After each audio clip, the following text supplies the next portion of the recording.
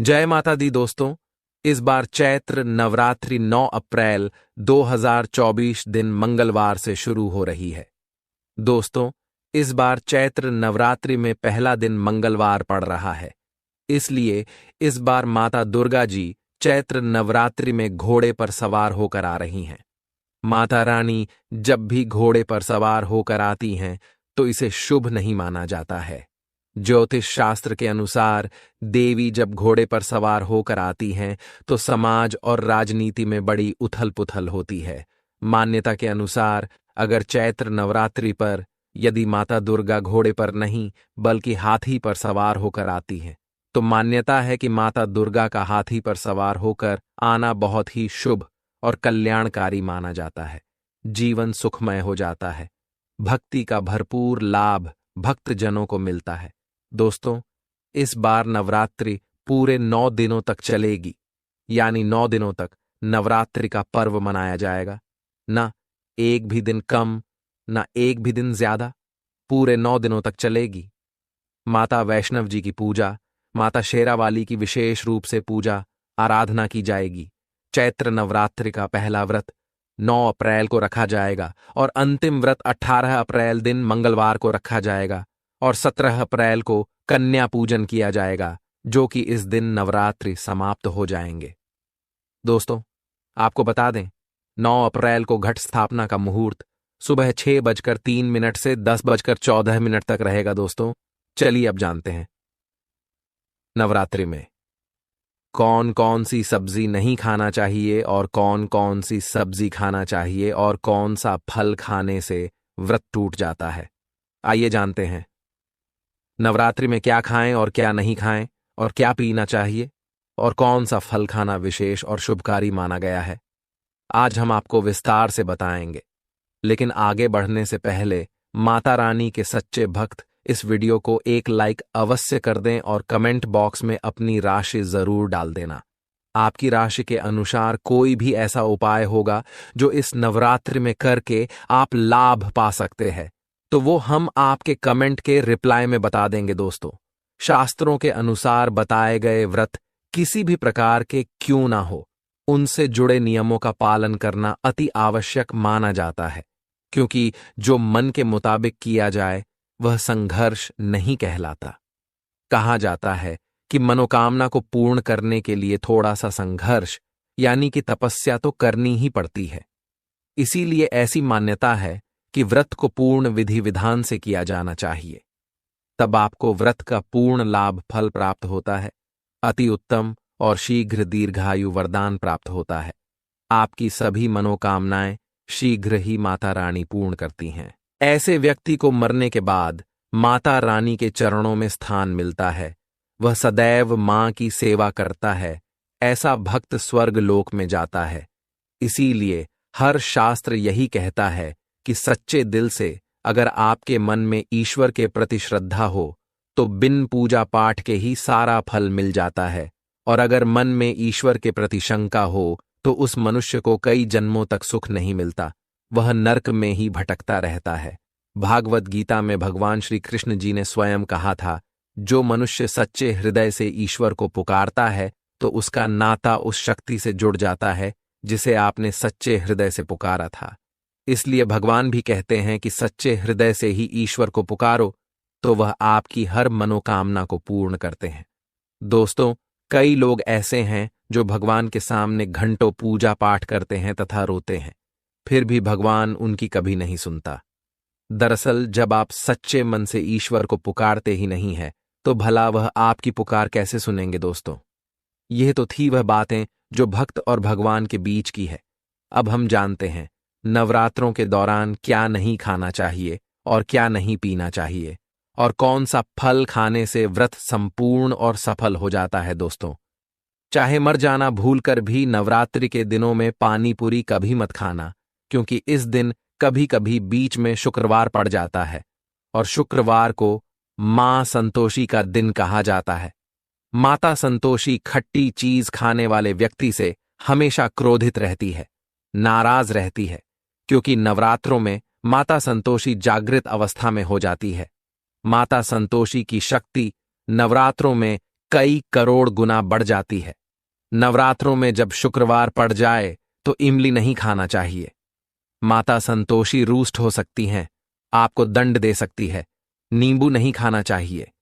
वैसे तो नवरात्रि के व्रत में नींबू खा लेना चाहिए, लेकिन याद रखना, शुक्रवार हो तो माता संतोषी के क्रोध से बचने के लिए नींबू नहीं खाना है। इस दिन नींबू का त्याग करना चाहिए दोस्तों। पानी पूरी क्यों नहीं खाना चाहिए? क्योंकि उसमें लहसुन प्याज होता है और खट्टा भी होता है, जो व्रत को भंग कर सकता है, पाप लग सकता है। ध्यानपूर्वक, अगर आप शुक्रवार को खट्टा नहीं खाते हैं तो माता संतोषी आपको धन धान्य से मालामाल कर देती है, आपके घर में अपना वास बना लेती है। बस शुक्रवार के दिन, नवरात्रों के दिनों में इस चीज का त्याग करना चाहिए, पालन करना चाहिए। नवरात्रों में लहसुन प्याज और खट्टा, फिर चाहे आपने व्रत भी नहीं रखा है, फिर भी आपको शुक्रवार के दिन या अन्य दिनों में लहसुन प्याज नहीं खाना चाहिए। लेकिन हां, पानी पूरी आप खा सकते हैं, वह भी जब नवरात्रि समाप्त हो जाए। दोस्तों, नवरात्रि के दिन सेब जरूर खाना चाहिए। शास्त्रों में बताया जाता है कि भगवान के भोग में सेब आदि जरूर अर्पित किया जाता है। अगर आपका व्रत है तो आपको सेब जरूर खाना चाहिए। केला, पपीता, तरबूज और मीठे अंगूर जरूर खाना चाहिए। इन फलों से व्रतधारी को शक्ति मिलती है और व्रत संपूर्ण हो जाता है। शास्त्रों में बताया जाता है कि नवरात्रों के दिनों में सीताफल जरूर खाना चाहिए।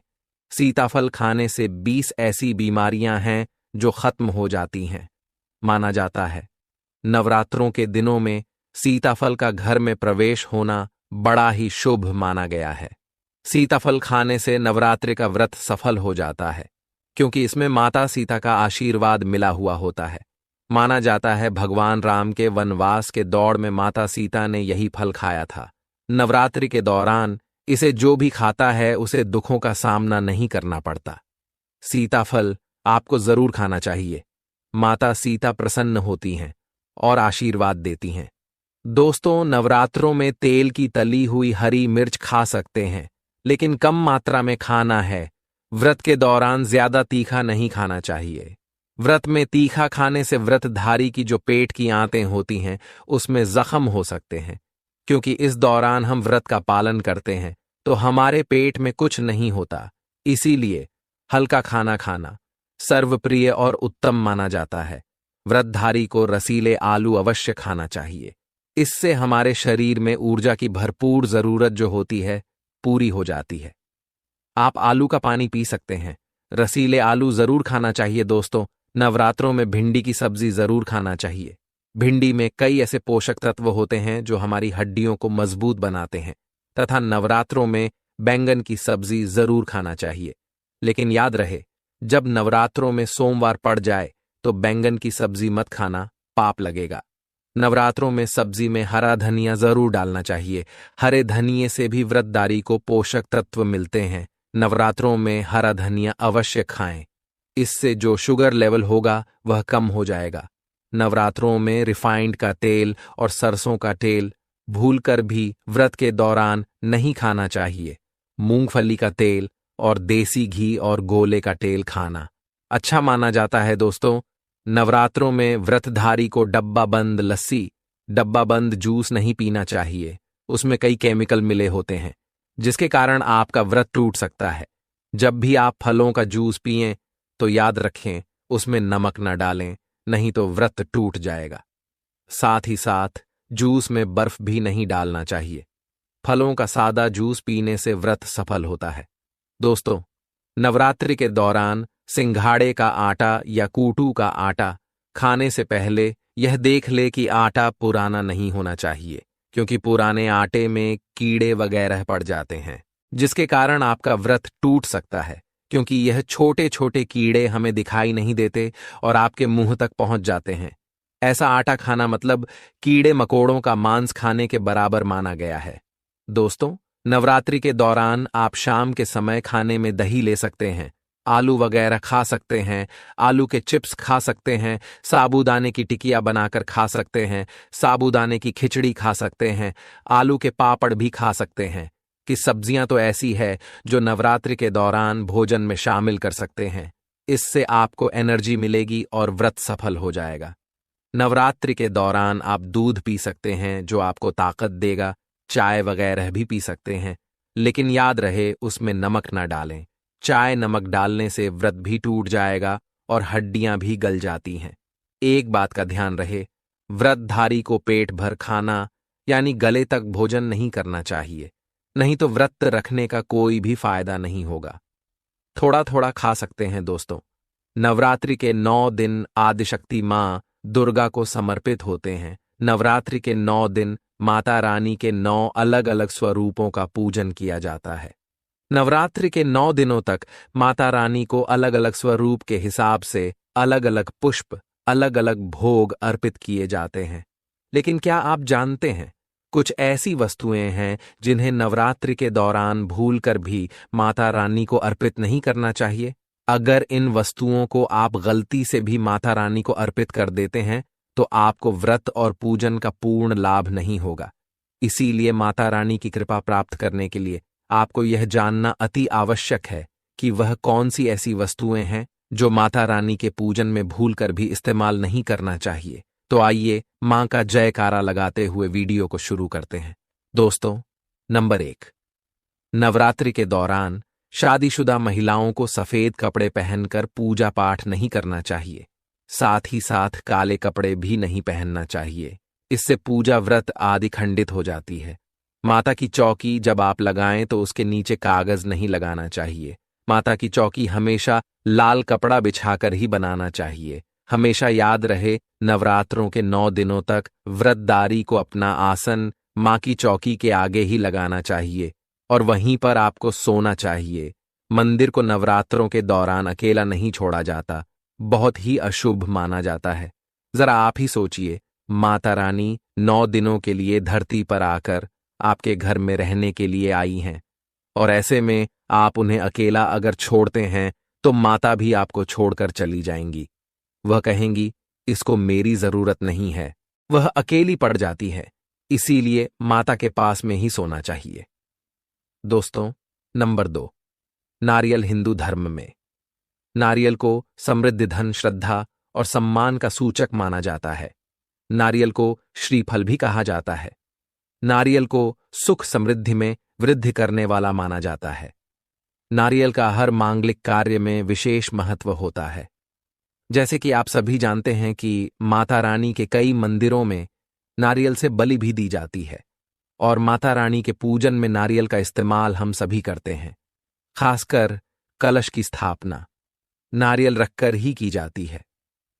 माता रानी की पूजन में हम नारियल इस्तेमाल करते समय कुछ गलतियां कर बैठते हैं। दोस्तों, नारियल कई प्रकार के होते हैं। एक हरा, दूसरा सूखा, जिसके अंदर पानी होता है।